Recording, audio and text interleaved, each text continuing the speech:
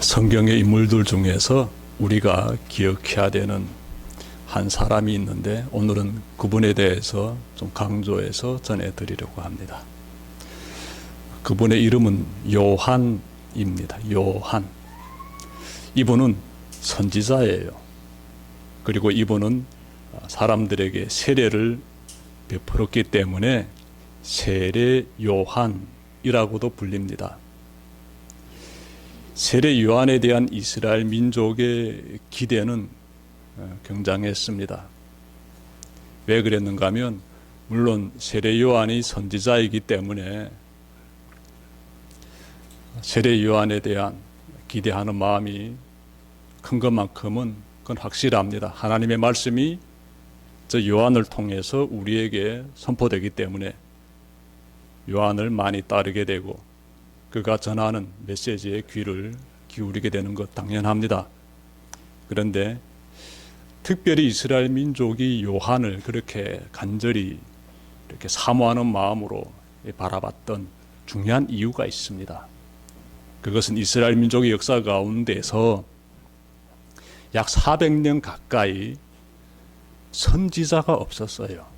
하나님께서 선지자를 보내주지 않으셨어요. 여러분 400년 시간 생각해 보십시오. 얼마나 긴 시간입니까? 그동안 하나님의 말씀이 선지자를 통해서 이스라엘 민족에게 선포되지 않았던 거예요.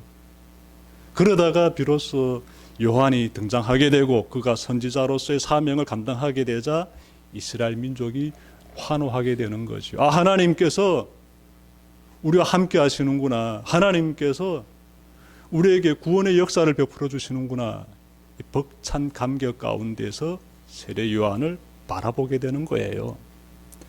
이 요한이 활동했던 지역이 있는데 유대 광야입니다. 유대 광야. 그곳에서 그가 회개해라, 천국이 가까이 왔다라고 외치면서 사역을 전개했는데 그때 죄를 고백하는 많은 사람들에게 세례 요한이 세례를 베풀게 되고 세례를 베풀었던 그 장소가 나오는데 요단강이었다라는 것이에요. 요단강. 자, 그가 세례를 베풀 때 아주 중요한 말을 하게 되는데 제가 그 말을 좀 여러분들에게 인용해 드리겠습니다. 마태복음 3장 11절부터 12절에 나오는데 나는 너희로 회개하게 하기 위하여 물로 세례를 베풀거니와 내 뒤에 오시는 이는 나보다 능력이 많으시니 나는 그의 신을 들기도 감당하지 못하겠노라.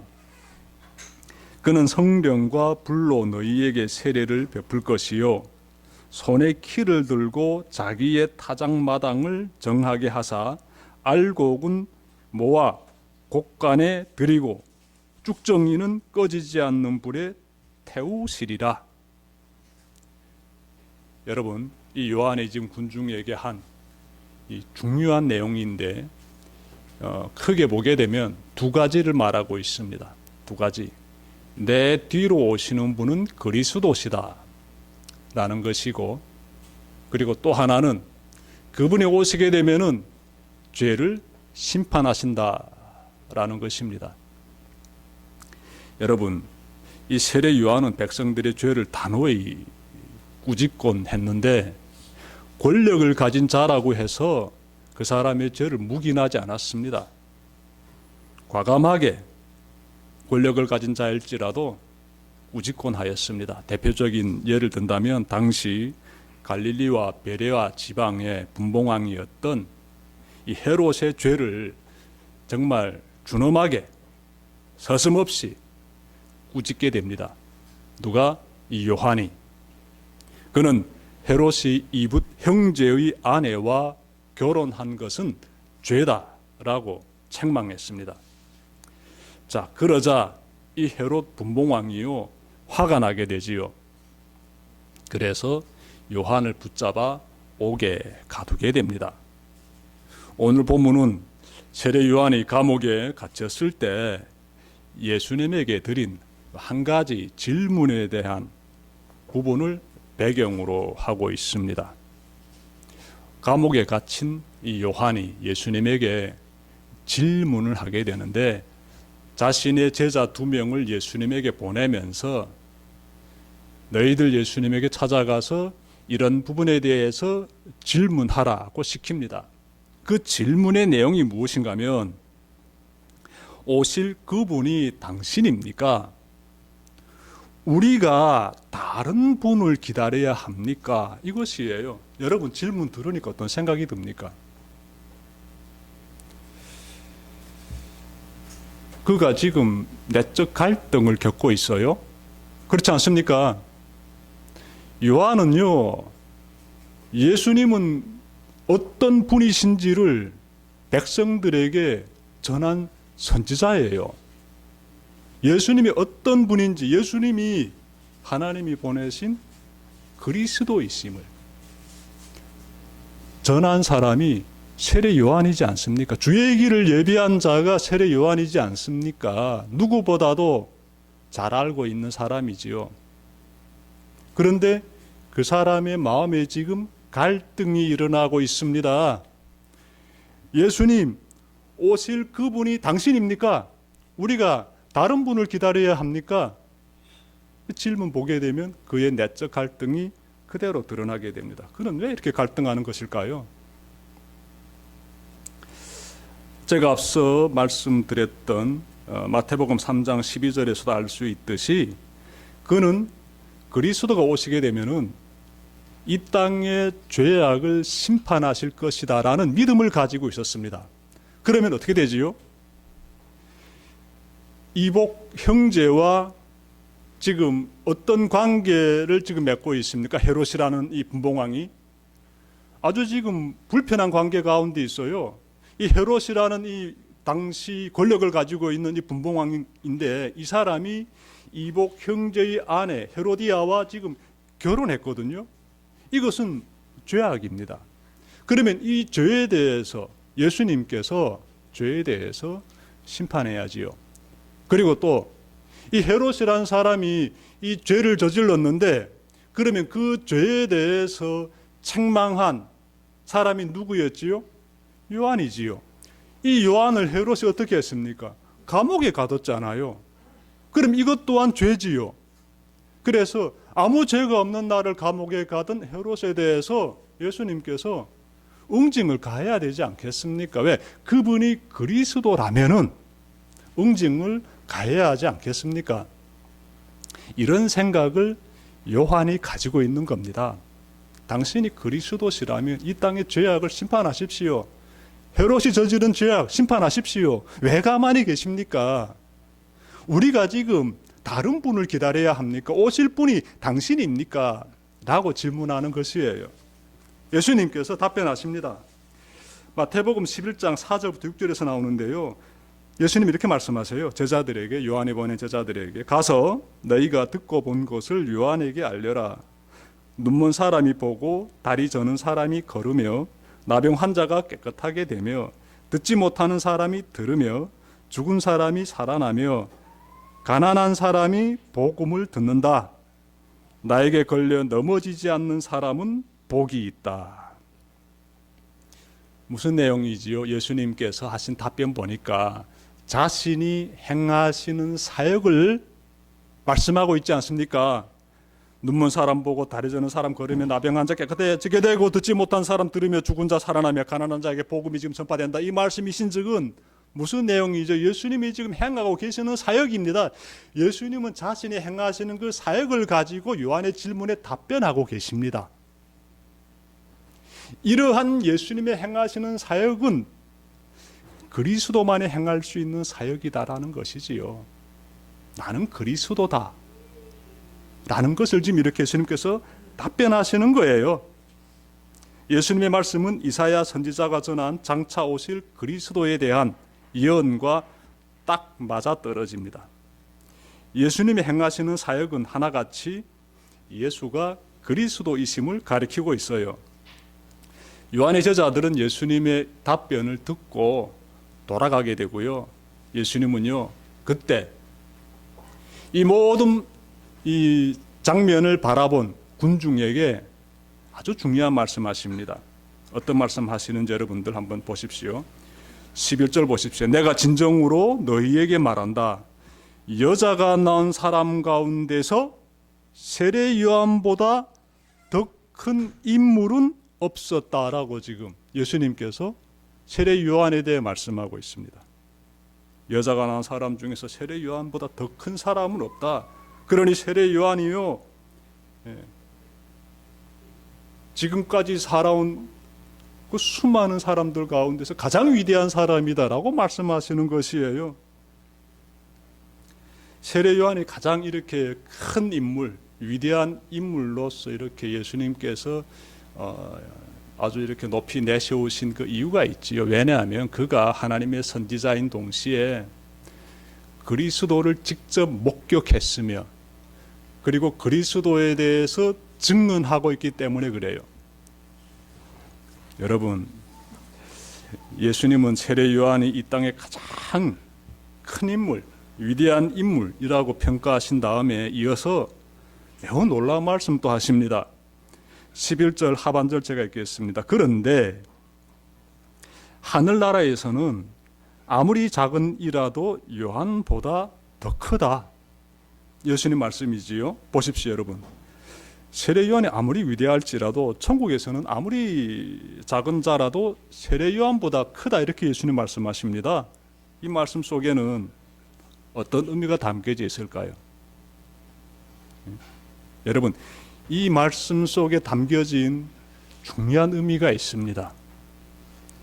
이 말씀 속에는 요한이 장차 겪게 될 고난과 예수님이 짊어지실 십자가가 암시되어 있습니다.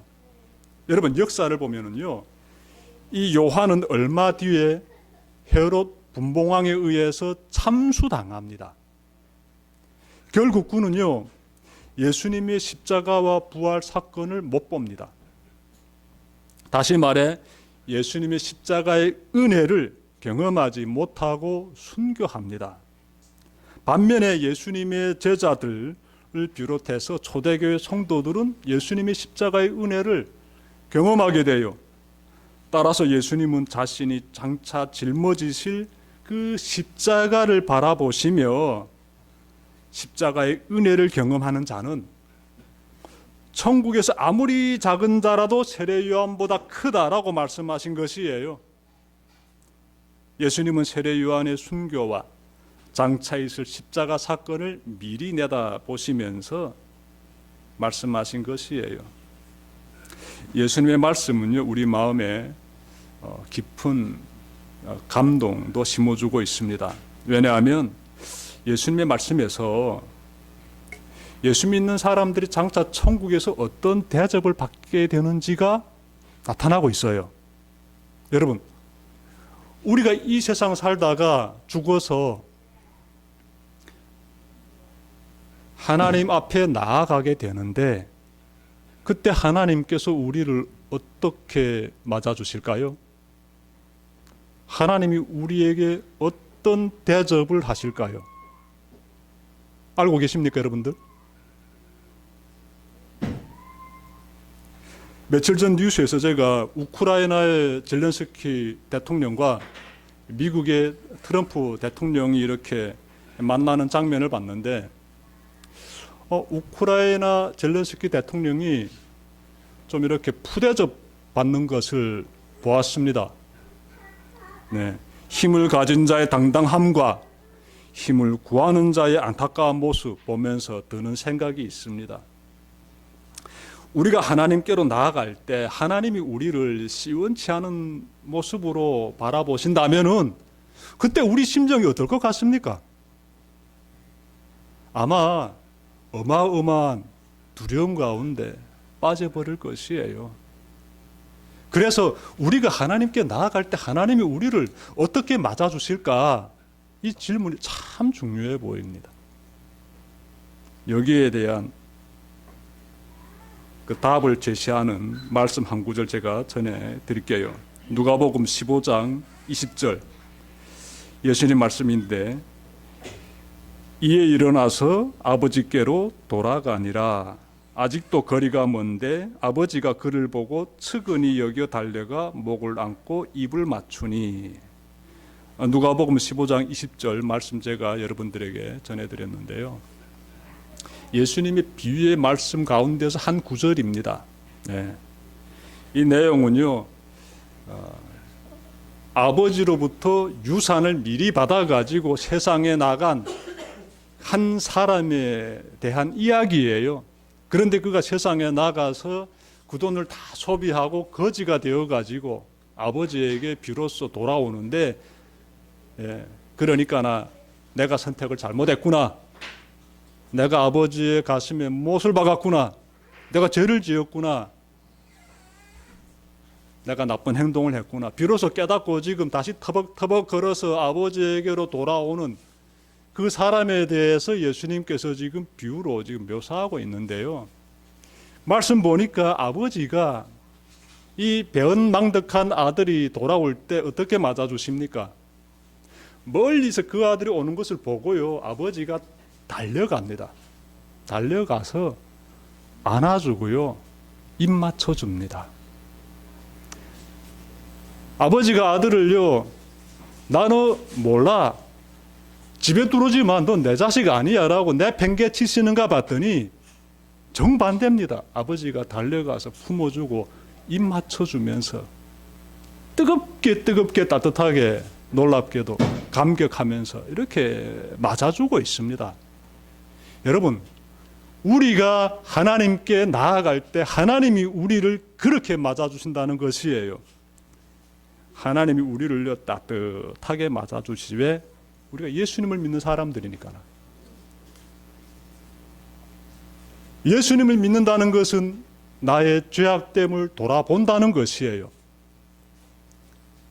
예수님 은혜 아니면 나는 정말 어쩔 수 없는, 심판받을 수밖에 없는 완악한 죄인인데, 예수님 덕분에 제가 이렇게 은혜로 거듭났음을 고백하는 것이에요. 그 모습이 하나님께로 나아가는 그 모습이에요. 내 죄를 깨닫고 하나님께로 나아가는 그 모습이라고요. 하나님은 그런 사람을요 따뜻하게 맞아주십니다. 여러분, 천국에 들어갈 때 우리 하나님이요, 여러분들을 시원찮은 시선으로 바라보시는 것이 아니라 따뜻한 시선으로 바라보시면서 정말 그 크신 사랑으로 여러분 모두를 품어주신다는 사실을 항상 잊지 마시길 바랍니다. 그래서 이렇게 예수님 말씀 여기에서도 발견되는데, 천국에서는 아무리 작은 자라도 세례 요한보다 크다. 예수 믿는 사람 천국에서 얼마나 귀한 대접을 받는지 여러분들이 잘 명심하시길 바랍니다. 자, 다음으로 예수님은 천국은 삶으로 믿음을 보여주는 사람들이 차지하게 된다라는 부분을 가르쳐 주십니다. 제가 12절 말씀 읽을게요. 세례자 요한 때로부터 지금까지 하늘나라는 힘을 떨치고 있다. 그리고 힘을 쓰는 사람들이 그것을 차지한다. 예수님은 어떤 사람들이 천국을 차지하는지에 대해서 말씀하고 있어요. 여러분, 그들을 한번 그려보십시오. 예수님 말씀 가운데서 힘을 쓰는 사람들이 천국을 차지한다 이렇게 말씀하고 있지 않습니까? 중요한 내용이지요. 천국을 차지하기 위해서 용기를 발휘하는 사람, 노력을 기울이는 사람, 그런 사람들이 천국을 소유하게 된다는 말씀이지 않습니까? 가만히 앉아서 천국이 나에게 다가오기를 기다리는 사람, 아무것도 안 하고 아무 노력도 기울이지 않고 있는 그런 사람에게 천국이 임하는 것이 아니라, 보십시오, 힘을 쓰는 사람들이 그것을 차지한다 이렇게 말씀하고 있지 않습니까? 천국은 움직이는 사람, 천국을 향해서 움직이는 사람, 노력하는 사람, 힘을 쓰는 사람, 그런 사람들이 차지한다는 말씀이지요. 그러니 우리의 믿음이 천국을 품은 믿음이라면 어떻게 해야 하는가 하면 삶으로 믿음을 세상에 보여줘야 합니다. 말로서만 믿음을 제시하는 것이 아니라 내 삶으로서 믿음을 보여줘야 돼요. 그것이 천국을 향해서 힘을 쓰는 자의 모습이라고요. 대성교회 성도들의 모습이 이와 같기를 바랍니다. 예수 믿는 사람이 기도는 간절히 드리는데, 하나님께 날마다 기도는 간절히 드리는데 행동이 따라가지 않게 되면은요, 어떻게 될까요? 아무리 간절히 원해도 노력하지 않게 되면은 원하는 것 얻을 수 있을까요? 하나님께서 응답해 주실까요? 성경을 보십시오. 기도 드리고 움직이라라고 말씀하고 있습니다. 기도 드리고 하나님의 뜻을 그 가운데서 깨달아 가지고 과감하게 용기를 내 가지고 움직이라, 이렇게 말씀하고 있어요. 그러면 하나님의 응답을 체험할 수 있지요. 지난주 금요 기도회 때 교우들과 기도 제목을 나눴습니다. 어느 한 분이요, 참 은혜로운 간증을 나눠주셨는데, 이분은 외국에서 사업을 하고 있습니다. 그런데 지금 좀 꼭 해결해야 되는 문제가 있어요. 정부와 은행 이 사이를 좀 잘 이렇게 연결시켜 줄 수 있는 현지인이 있어야 되는데, 아주 실력을 갖춘 그러한 현지인이 있어야 되는데, 그런 마땅한 대상자를 만나지 못해 가지고 어려운 가운데 있더라고요. 그래서 이분이요, 어떻게 했는가 하면 간절히 하나님께 기도드렸대요. 이 문제를 해결할 수 있는 사람 만나게 해 주십시오 하고 기도드렸습니다. 그리고 나서 이분이 문 열고 밖으로 나갔어요. 그냥 무작정 나갔습니다. 그 하나님께 기도드리고 나가서 그 외국에서, 다 낯선 사람들이 있지 않습니까? 근데 감사하게도 그때 나가서 일 보다가 정부와 은행사의 문제를 해결해 줄 수 있는 실무자를 만나게 되었어요. 얼마나 감사해야 하는지 모릅니다. 여러분, 내일이 월요일이지 않습니까? 그 은행과 중요한 미팅이 잡혀 있습니다. 어떻게 잡혔는가 하면 그날에 그분을 통해서 그렇게 미팅이 잡혀진 거예요. 그분이 기도만 드리고 방 안에 가만히 있었으면 그런 일들이 일어나게 될까요? 여러분, 기도 드린 사람은요, 그 다음에 믿음을 가지고 문 열고 나가 움직여야 됩니다. 하나님은요, 그렇게 움직이는 자를 통해서 역사하십니다. 천국은 어떤 사람이 가집니까? 천국은요, 힘을 쓰는 사람, 천국을 내가 소망하는 사람들이요, 말씀 보니까 가만히 있지 않습니다. 힘을 쓰는 사람이 천국을 차지한다, 이렇게 말씀하고 있잖아요. 금요기도회 때마다 우리는 참 은혜로운 시간을 가지는데 우리 교우들이 간증을 나눌 때가 참 좋습니다. 또 한 분은요, 이런 간증했어요. 이분은 2월에 제게 이런 말을 했습니다. 목사님, 저는요 2월 한 달 시간이 있습니다. 저는 이 시간 동안에 시편을 필사하겠습니다. 시편을 다 필사하겠대요. 내가 시편을 다 필사하게 되면은 하나님이 저를 취직시켜 주실 것입니다. 좋은 믿음이에요. 예, 기도드립시다. 그랬어요. 그런데 감사하게도 며칠 전에 취직됐습니다. 이분은 2월 말에 필사 다 끝냈습니다. 필사 다 끝냈어요. 그리고 3월 첫 주에 취직이 된 거예요. 그래서 그분께 말씀드렸어요. 하나님께서 역사하셨습니다. 하나님께 감사해 하십시오라고. 근데 이분이 하나님께 기도드리고 필사하고 그리고 아무것도 안 했을까요? 이분은요 16곳에 이력서를 냈습니다. 이력서를. 움직여야 됩니다. 노력해야 돼요. 문을 두드려야 되고 내가 할 수 있는 노력을 기울여야 됩니다. 16개 이력서를 보내는데 그 중에 한 곳에서 딱 된 것이에요. 우리는 기도드렸습니다. 이분이 주일 예배 드릴 수 있는 곳에 취직시켜 주십시오라고 기도드렸는데 주일 예배 드릴 수 있는 곳에 취직되었습니다. 감사하지요. 감사한 겁니다. 천국에 들어가는 거요, 우리가 그냥 넋을 놓고 바라만 본다고 되는 거 아니지요. 우리 신앙의 삶이 모든 걸 다 말해주고 있지 않습니까? 예수님은 천국에 들어가고자 힘을 쓰는 자가 천국을 차지한다 라는 말씀 기억하면서 움직이는 신앙인, 삶으로 믿음을 보여주는 그리스도인 여러분들이 다 되시길 바랍니다. 끝으로 예수님은 새 시대가 도래하였음을 가르쳐주고 계십니다. 13절과 14절 말씀 보십시오. 모든 예언자와 율법서는 요한에 이르기까지 하늘나라가 올 것을 예언하였다. 너희가 그 예언을 기꺼이 받아들이려고 하면 요한, 바로 그 사람이 오기로 되어 있는 엘리야이다. 13절과 14절 내용을 딱 요약하게 되면 새로운 시대가 도래하였다는 것이에요. 새로운 시대의 도래에 대해서 예수님이 말씀하셨어요. 새로운 시대란 곧 예수 그리스도의 시대를 말합니다. 그런데 14절에서 예수님께서 이런 말씀하세요.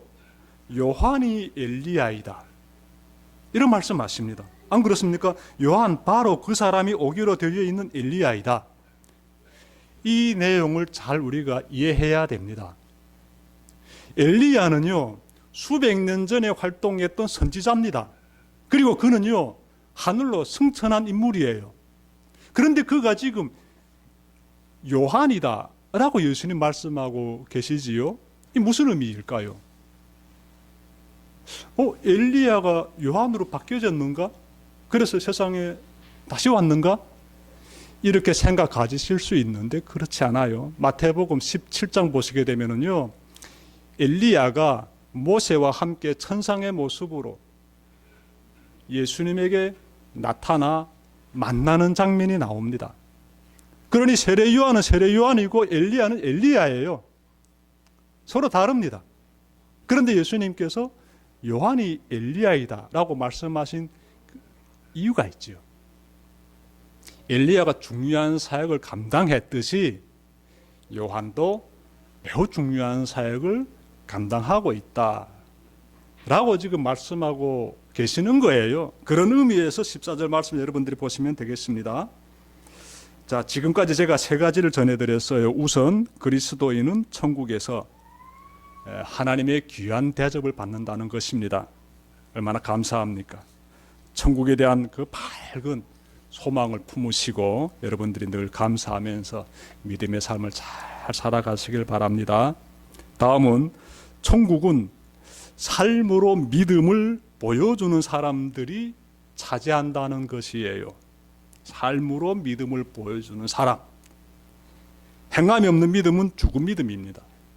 행함이 없는 믿음, 그건 죽은 믿음이에요. 야고보서 2장 17절에서도 나오지요. 천국을 사모하는 자가 발휘하는 믿음의 용기 너무나 중요하고요. 여러분들에게서 꼭 분출되길 바랍니다. 자, 끝으로 예수님에 의해 이 땅에 새로운 구원의 시대가 도래하였다는 것이에요. 우리는 예수님의 은혜로 죄인의 자리에서 의인의 자리로 옮겨졌습니다. 얼마나 감사한지 모르겠습니다.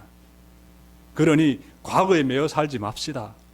새 시대를 맞이한 사람들답게 의로운 자로서 변화된 우리들이 아니겠습니까? 이젠 우리 예수님 덕분에 의로운 자로 변화되었단데요. 그러니 새 시대, 새 꿈을 꾸면서 멋있게 믿음의 삶을 잘 살아갑시다. 그 삶이 예배자의 삶이지요. 오늘의 말씀 마음에 잘 새기고 말로만 신앙을 표현하는 것 아니라 삶으로 믿음을 보여주는 여러분들이 되시기를 주님의 이름으로 축원합니다. 기도드립시다.